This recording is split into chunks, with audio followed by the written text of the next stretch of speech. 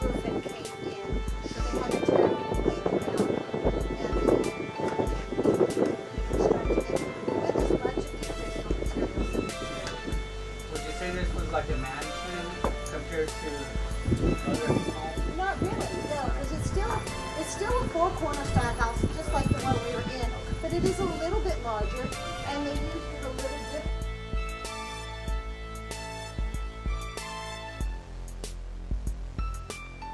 Now I'm going to talk about both sides of my family, the Calhouns and the Baylors.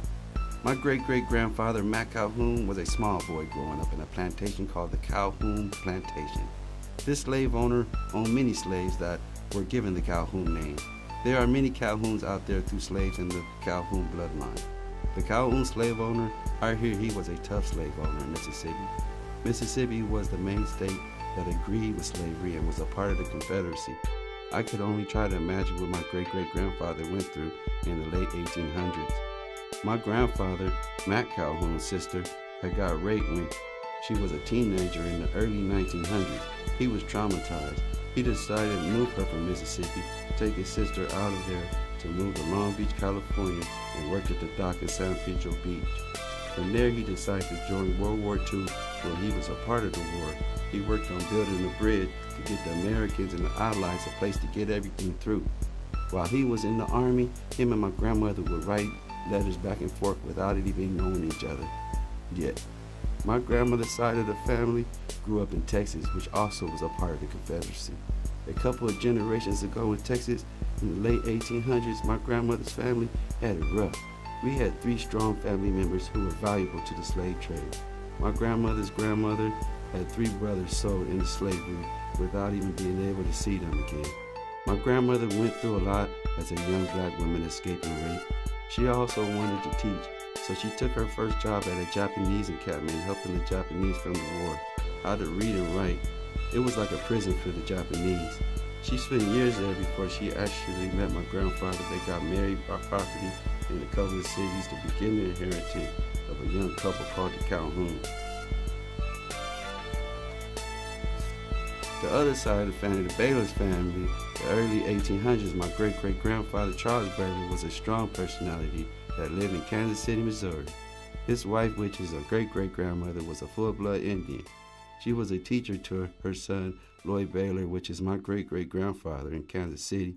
It was tough for them to survive independently in Kansas City. They would wear the same clothes every day as kids. Lloyd Baylor and his brothers and sisters.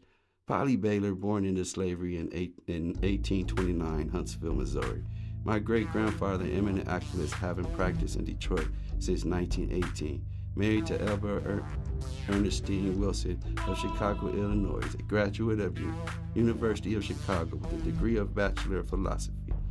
My great-great-grandfather had loved art, and later on in his life, he visited all the museums in the country. My grandfather, Lloyd Baylor, was an economist and arbitrator. In the 1940s, Mr. Baylor, who held a doctorate in economics from the University of Michigan, formed a labor arbitration practice and was appointed to the War Labor Board and the War Shipping Panel of World War II. He was later appointed to the New York State Board of Higher Education and was Director of Industrial Relations of the New York Urban League and the Greater New York. Mr. Baylor moved to Los Angeles in 1967. In 1968, became the first black chairman of the Los Angeles Employee Relations Commissions. My grandmother's grandfather in the late 1800s, Marshall Anderson, they called him Papa. Lived in Sterling, Kentucky. Papa's grandmother was a slave in South and was freed when the grandmother was 8 years old. Papa owned a butcher shop, including cows, lambs, ducks, and chickens.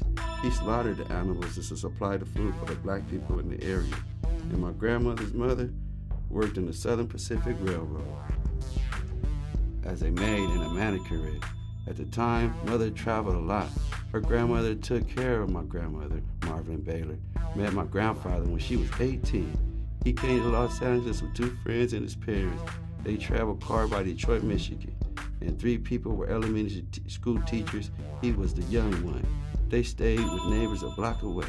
There was a fraternity dance evening, and then neighbor suggested maybe he might like to meet her.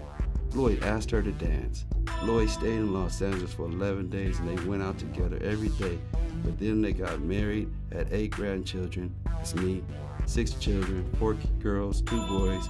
My grandfather, Lloyd Baylor, also received presidential appointments under President Eisenhower, Kennedy, Johnson, and Nixon. They moved to Los Angeles, where he became one of the 3 consultants to write the Los Angeles County Relations Ordinance. This is the history of me, Lloyd Baylor. My family members, a couple of generations of family up until now, and now we're seeing family inheritance inherit. So let's build, create, and explore.